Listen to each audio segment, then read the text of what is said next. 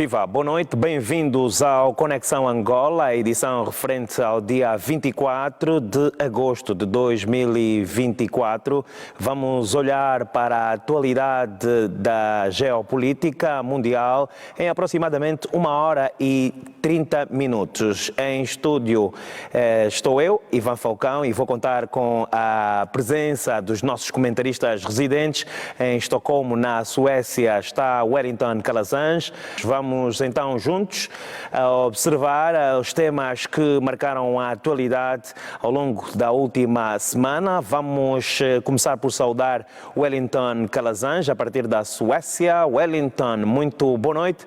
Bem-vindo ao Conexão Angola. Seus colegas aqui da TPA e a você assistindo ao Conexão Angola, é sempre um prazer estar aqui. Nós vamos começar por refletir aquilo que são as eleições que vão acontecer nos Estados Unidos no dia 5 de novembro. As eleições nos Estados Unidos têm vindo a engajar a imprensa mundial com vários temas. Na última semana aconteceu a Convenção Democrata, onde foi formalmente apresentada a candidata Kamala Harris. O Wellington Calazans, vamos à análise que se impõe por esta altura. Ivan, sendo muito, mas muito justo com você e com o nosso público, eu gostaria de destacar que é preciso separar relações públicas e jornalismo, não é? Porque o que a imprensa difundiu sobre a convenção do Partido Democrata ao longo da semana foi propaganda pura.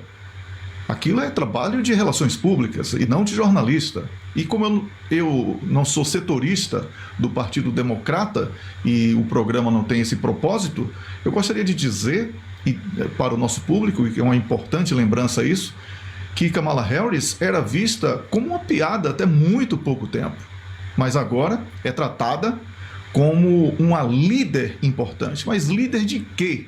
Não é? Essa é a grande questão.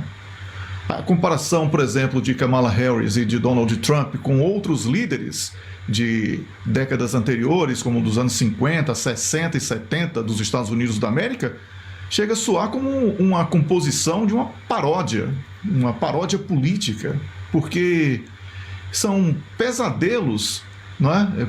Hoje vividos pelos eleitores norte-americanos. A falta de opção é gritante, não é? Os líderes do passado, comparados com as figuras caricatas de hoje, refletem muito bem a desimportância que tem sido cada vez mais notada em relação à influência dos Estados Unidos no contexto global. Uma emissora de rádio dos Estados Unidos da América, por exemplo, perguntou aos ouvintes o que mais eles gostavam em Trump e Kamala. As respostas sobre Trump foram as seguintes: ele se faz de durão, mas é um cara legal. E as respostas predominantes sobre Kamala Harris foram: ela é sorridente, mas é uma pessoa dura. Ou seja, esses eleitores votam às escuras. Eles sequer conhecem os traços de personalidade dos candidatos. E estes traços são previsíveis, o que é muito perigoso. Então, na sequência aqui da nossa análise, eu gostaria de lembrar que quando a imprensa divulga que Donald Trump volta a fazer comícios abertos com proteção reforçada, estamos falando sobre democracia mesmo? Quando um comício é uma ameaça à vida do candidato e do eleitor, isto não é democracia, isso é tirania. Vamos ser honestos. Não é justo esconder isso através de eufemismos ou dispersões. A sorte é que o nosso público não é eleitor dos Estados Unidos da América e pode ter essa percepção de que não está sendo enganado. As sondagens que apontam, por exemplo, Kamala Harris como favorita são as mesmas que apontavam a oposição venezuelana com uma vantagem de 70%, algo que nunca poderia ser comprovado porque era uma grande mentira. É muito pouco provável que uma candidata desconhecida e com um lastro político tão limitado que tenha que esconder que é vice-presidente do atual governo para poder parecer ser algo novo na política, tenha alguma vantagem sobre um candidato que há pouco tempo foi o presidente da República dos Estados Unidos e que por muito pouco não renovou seu mandato. O nome disso é tentativa de construir um cenário consumado. Por essas e por outras é que o próprio Joe Biden já admitiu que se Trump perder, poderá haver caos social. Ora, se ele fosse minoria, como dizem essas pesquisas, aí, os inquéritos de opinião pública, este risco seria inexistente, Ivan. Agora, sobre as propostas de Trump e Kamala, elas não são tão diferentes como dizem, pelo menos no que cabe aqui a nossa análise, que é a questão internacional, não é? É importante destacar que talvez na forma pareçam diferentes, mas nas consequências elas são idênticas. Observe que enquanto Trump assume publicamente que vai favorecer aos empresários e tem medo que isso produza um impacto negativo junto aos eleitores, Kamala Harris promete proteger os trabalhadores, mas morre de medo de perder o apoio dos empresários.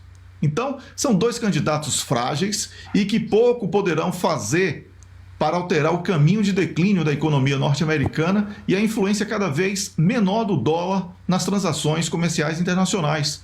Na política internacional, Kamala promete cessar fogo em Gaza e mais guerra em solo ucraniano, enquanto Trump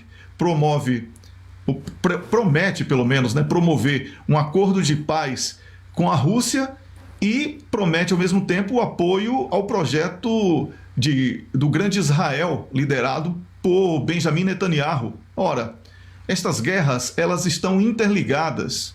Não há a possibilidade de defender uma e tentar acabar com a outra. Esta visão de xerife do planeta dos Estados Unidos é uma prisão ao passado. O mundo multipolar é uma realidade e essa realidade está posta. Lutar contra isso é remar contra a maré. E para confirmar o que eu estou dizendo, ontem, este bipartidarismo norte-americano, ele foi consolidado quando o candidato presidencial independente Robert Kennedy Jr. abandonou sua campanha e apoiou o republicano Donald Trump, encerrando uma candidatura presidencial que ele começou como democrata, apostando em um dos nomes mais famosos da política norte-americana. Os estrategistas disseram que não estava claro que este apoio de Kennedy ajudaria Trump, que esta disputa acirrada com a atual vice-presidente democrata Kamala Harris, antes da eleição de 5 de novembro, ela ainda é imprevisível, ainda que os inquéritos de opinião pública tentem dizer o contrário. Então, há muita coisa ainda que vamos ter que comentar, Ivan, sobre as eleições norte-americanas, mas não na perspectiva de relações públicas. Há muitos problemas dentro dos Estados Unidos e fora dos Estados Unidos que os norte-americanos estão envolvidos diretamente. Obrigado, Wellington Calazans. E esta primeira abordagem ao tema que trazemos à mesa nesta edição de sábado do Conexão Angola. Muito bem, vamos já olhar para o segundo tema que elencamos para esta noite de sábado, no espaço voltado à geopolítica, na TPA Notícias. Tem a ver com a guerra na Rússia, entre a Rússia e a Ucrânia. Wellington Calazans, na última semana foram vários destaques na mídia sobre este conflito. Vamos à opinião que se impõe por esta altura. Ivan, essa guerra Rússia-Ucrânia, ela que já dura mais de 2 anos, caminhando para o 3º ano, ela continua sendo arrastada porque os interesses são conflitantes. Se por um lado a Ucrânia deveria ter acabado com essa guerra antes mesmo dela ter chegado nesse nível e que o Boris Johnson, obedecendo ordens do Pentágono, foi lá na Ucrânia e fez os ucranianos rasgarem o acordo que já havia sido selado, um acordo de paz. Por outro lado, temos agora uma Rússia que percebeu na extensão da guerra um grande negócio para a própria economia e para o enfraquecimento daqueles que são considerados hoje inimigos da Rússia. Por isso, ficar aqui a cada semana falando sobre um evento ou outro da guerra não irá alterar muito a análise que já estamos fazendo ao longo desses 2 anos. E esta análise, ela aponta para o mesmo caminho de vitória russa, enfraquecimento cada vez maior da Ucrânia e a necessidade de envolvimento direto da NATO nas questões bélicas. Observe que já estamos falando com muita naturalidade sobre equipamentos da NATO que estão sendo destruídos pelos russos ou usados para ataques aqui e ali, até mesmo dentro de uma pequena parte do território russo. E, ao mesmo tempo, estamos falando sobre mercenários que são de países da NATO com uniformes do exército ucraniano, que estão morrendo no campo de batalha. Essa guerra sempre foi uma guerra da NATO contra a Rússia em solo ucraniano e cada vez mais ela vai sendo consolidada desta maneira. Por isso, é importante falarmos que Kursk foi uma grande tragédia. Os jornais agora admitem isso, como o New York Times em recente reportagem e outros jornais norte-americanos. Dentro do Reino Unido também a imprensa já admite que Kursk é uma armadilha, uma arapuca, como falamos numa linguagem popular.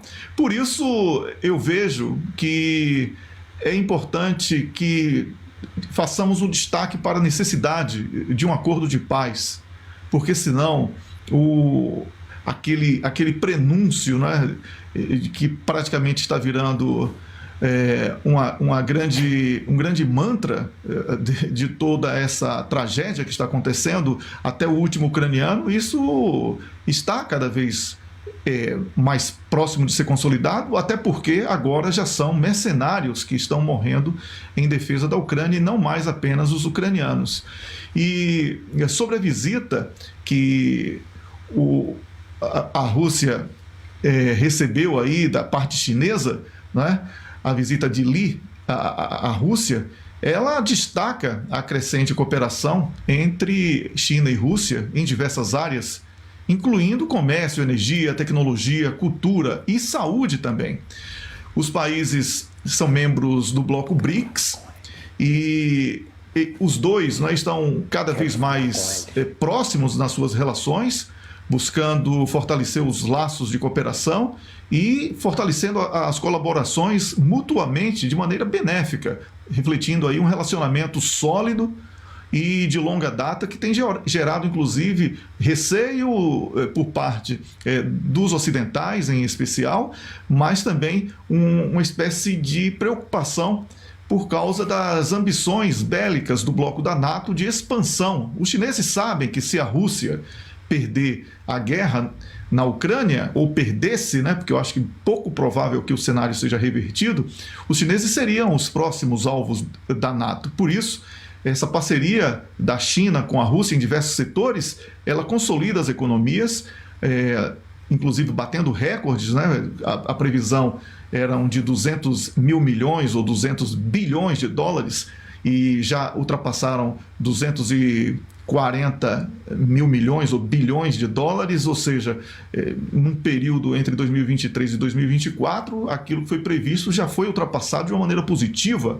Isso tudo reflete esse relacionamento consolidado entre os dois países. Então, a parceria estratégica abrangente entre a China e a Rússia, ela impulsiona a cooperação, sim, e alcança objetivos de desenvolvimento em comum entre as duas nações.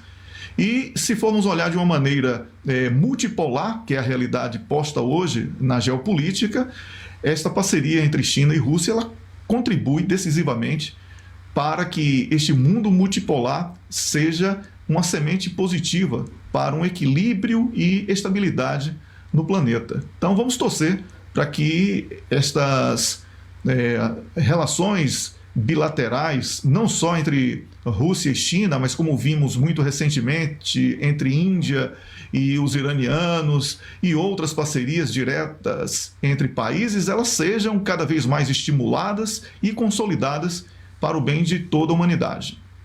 Vamos já para um outro tema com Wellington Calazans para análise, tem a ver com a guerra no Médio Oriente.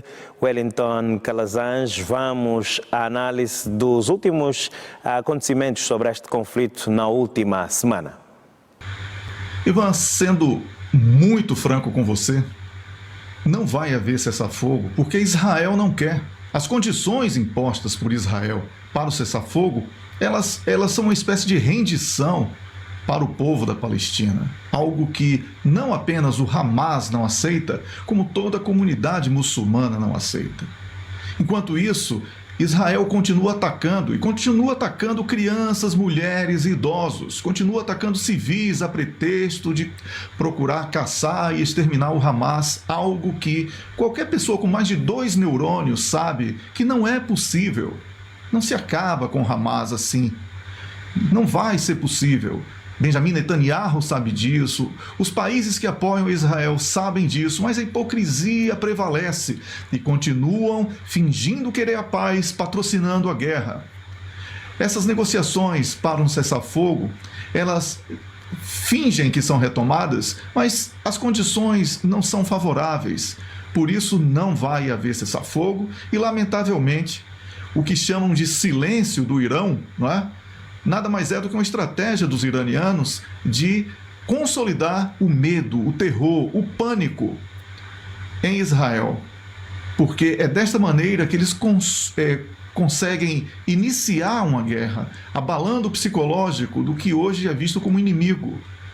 Por isso, enquanto Israel continua fazendo ataques direto a bases até mesmo do Hezbollah no Líbano e também atacando o que ainda resta de Gaza, o mundo fica aguardando qual será a reação dos iranianos. Isso porque o Iron Dome, que era vendido na propaganda de imprensa como um sistema de defesa imbatível, intransponível, já foi comprovadamente apresentado como uma peneira em abril deste ano, quando os iranianos fizeram ataques pontuais em bases militares de Israel e atingiram todos os alvos. Foi tema do nosso comentário aqui no programa naquela oportunidade.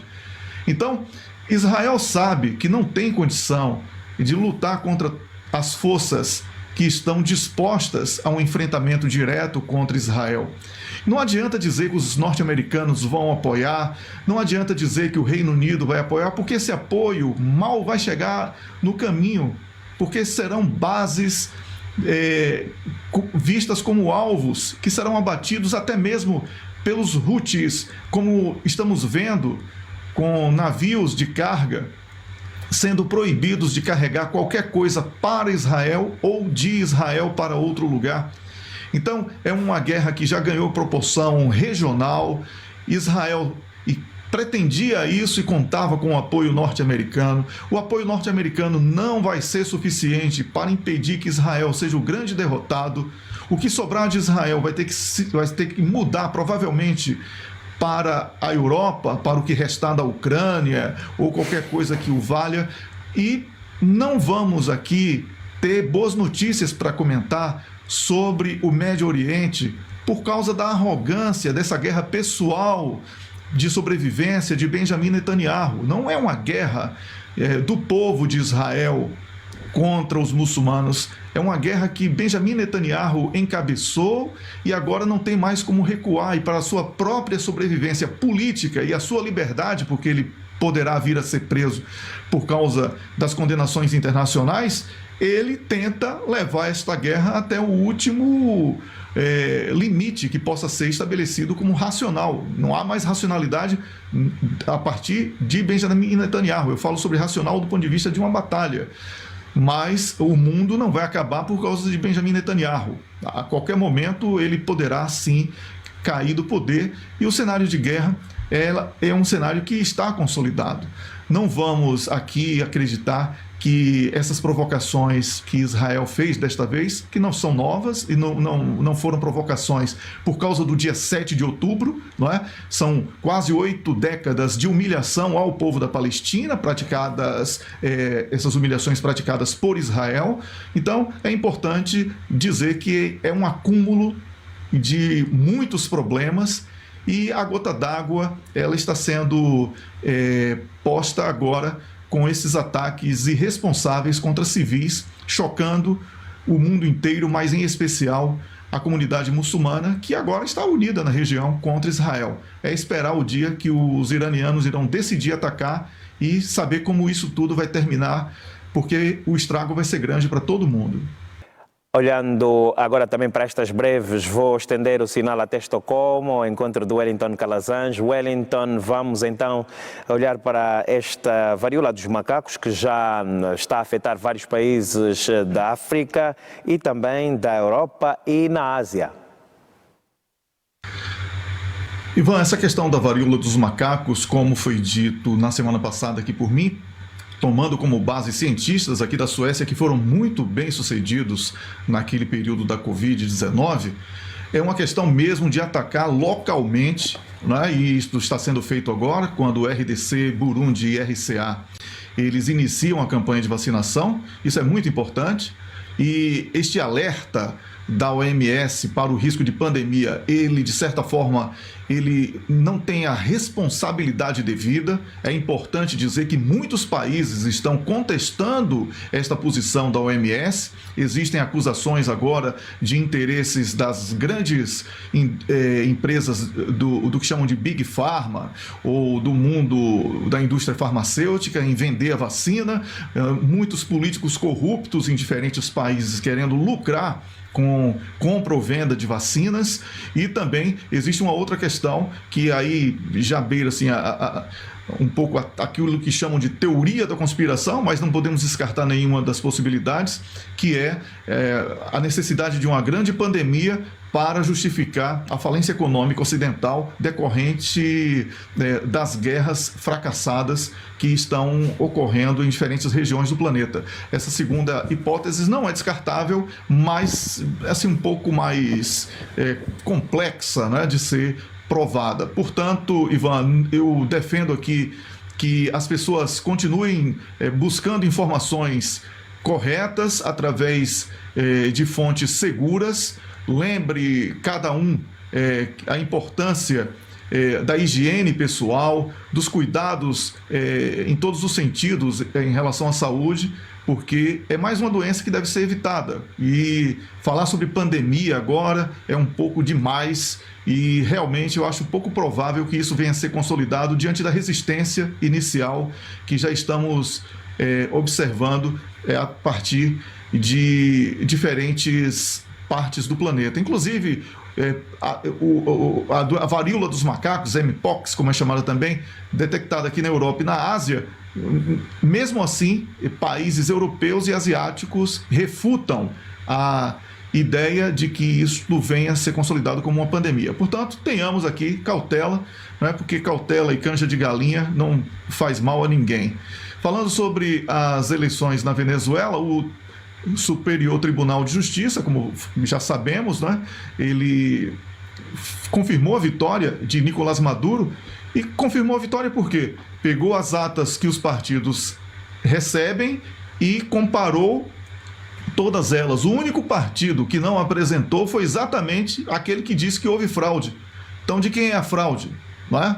Foi isso que aconteceu na Venezuela. Lamentavelmente, alguns países no guarda-chuva dos Estados Unidos da América, numa completa submissão aos Estados Unidos da América, se recusam a reconhecer a vitória de Nicolás Maduro, mas isso não vai alterar o cenário interno da Venezuela, que é um país soberano, e Nicolás Maduro é o presidente da Venezuela.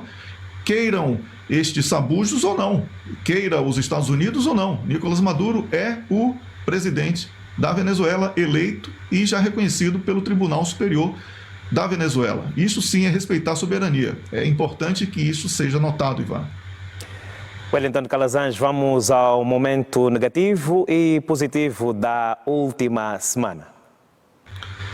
Ivan, positivo e negativo é sempre interessante, né? Porque a gente comenta sobre guerra, sobre medo de pandemia, sobre tanta coisa ruim, tem que encontrar um positivo. Então, positivo, eu encontrei dentro do programa a consolidação da soberania venezuelana a partir do reconhecimento da vitória de Nicolás Maduro pelo Tribunal Supremo daquele país. Isso é muito importante para o povo da Venezuela.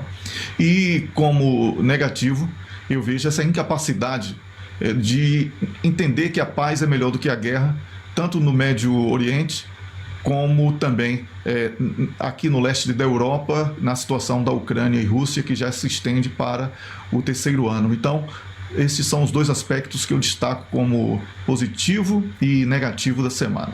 Agora, eu aproveito para me despedir do programa de hoje. A você eu agradeço, aos colegas aqui do Conexão Angola e também ao nosso público. Muito obrigado pela companhia, um grande abraço e estarei aqui na segunda-feira no programa Hora 10 à noite. Até lá. Estará conosco também no sábado, no programa voltado à geopolítica, o Conexão Angola, Wellington Calazans, que de resto também agradecemos a disponibilidade de analisar e partilhar conosco a sua visão sobre os assuntos que marcam a geopolítica mundial.